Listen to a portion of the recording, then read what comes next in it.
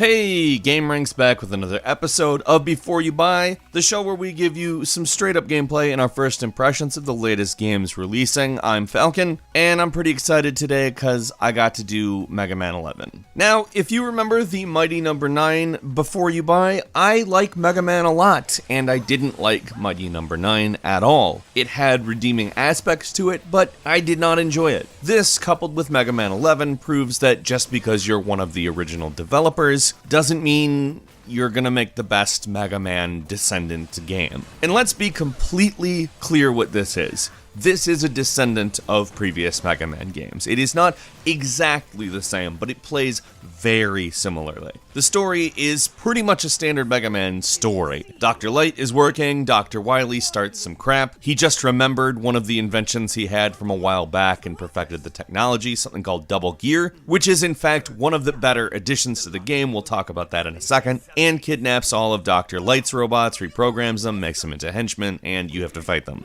If you came in looking for a unique story, you're looking in the wrong place, because it's not even why anybody plays Mega Man. Another Mega Man standard is you have 9 stages to start with. Here is no exception. We have Block Man, Acid Man, Blast Man, Bounce Man, Tundra Man, Impact Man, Torch Man, Fuse Man, Block Man, Acid Man. Just kidding. I'm not gonna keep going. You could, but I'm not gonna. The game is pretty smooth. It looks good. It's got a cartoony style that is reminiscent of the original Mega Man art, and despite the fact that it is made with 3D graphics, it doesn't really ever feel like a cheap 3D adaptation of an old 2D game, which we've had a few of those. This feels like Mega Man. It feels like the 2D game. And like I said earlier, there are enhancements that make it into something more. The big thing to talk about is the Double Gear system. Now, Double Gear is a speed/weapons temporary upgrade, which allows you to go into a somewhat of a bullet time mode, that you move just a little bit faster if you're in, while the weapons gear gives your weapons more power. Both of these things are temporary. You can use them both at once, which gives you sort of a speed/weapon upgrade that lasts a little bit less time, but if you wait until the end of either of them, it does the opposite effect while it recharges. And it blends in very well with Mega Man's power set. In some ways, it kind of takes the Sonic Mania approach. Do all of the old stuff, but do it as good as it possibly can be done. In that respect, it doesn't do what Sonic Mania does the way that it sets up stages. These are entirely new stages with entirely new gimmicks and entirely new bosses. There are little nods to older fans you'll see from time to time. Another element I particularly like is the way that you switch between weapons in this game. As you get new weapons, you can do it the old way. You can go into the menus and switch which of the various powers you've acquired to use, or you can use the right analog stick. This is a little bit of a double-edged sword, which I have a very minor criticism for if you're playing the game on Switch. My hands are just a little bit too big to be doing some of the fast-paced motions that Mega Man requires on the Joy-Cons. Now, on a Pro Controller, or if you're playing the game on another platform, this is not an issue. But most adults playing the game on a Nintendo Switch know exactly what I'm talking about.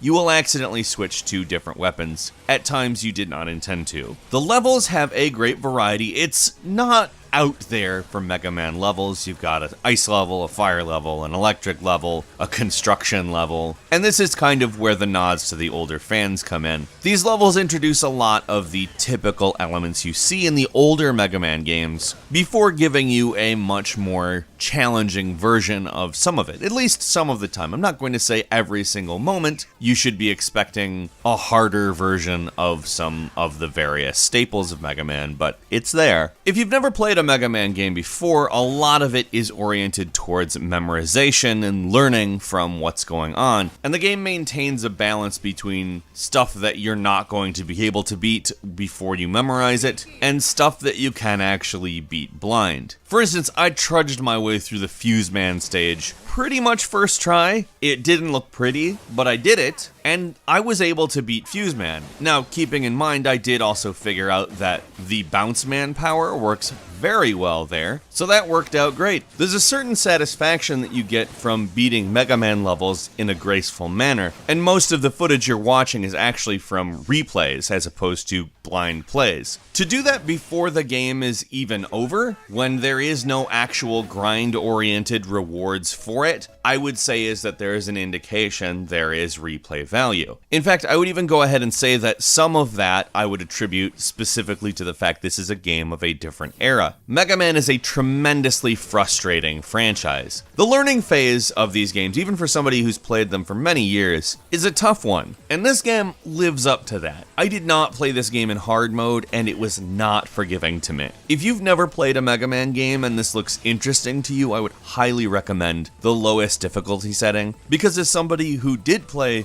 the old Mega Man games, normal was actually pretty hard. It wasn't the hardest Mega Man game I've ever played, I don't think, but that doesn't change that it was difficult, and a beginner is not going to enjoy it. That being said, once you start learning what you're dealing with, I would recommend the challenge, as it is the challenge that is appealing about these games. That is the thing that you play them for, to get better at the games. They provide a very enjoyable loop in which to do that with, too. There are a couple of minor criticisms I've seen popping up, that some of the levels are a bit too long, that it is a bit too hard, and I disagree. I think that this is a very good Mega Man game that doesn't just rest on its laurels. It doesn't just give you a faithful type of gameplay. It doesn't just give you nostalgia. If anything, it wants to remind you that you're nostalgic for something that was very difficult and that will frustrate you. That frustration, though, comes with a satisfaction that I probably haven't really gotten in a while. I don't know, even with newer quote-unquote hard games, there's only a few that manage to really tick these types of boxes, Dark Souls being some of them. Am I saying this is as hard as Dark Souls?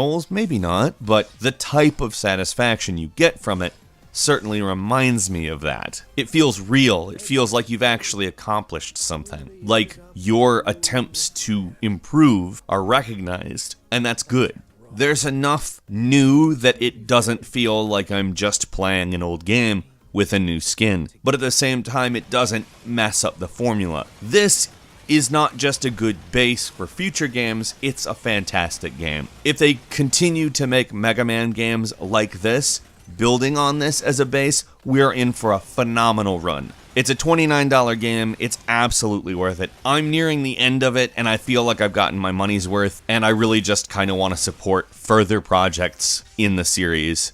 Great job, Capcom. Thanks for doing this. Thanks for making something so faithful and yet building on the originals. It's just great. Have you played Mega Man 11?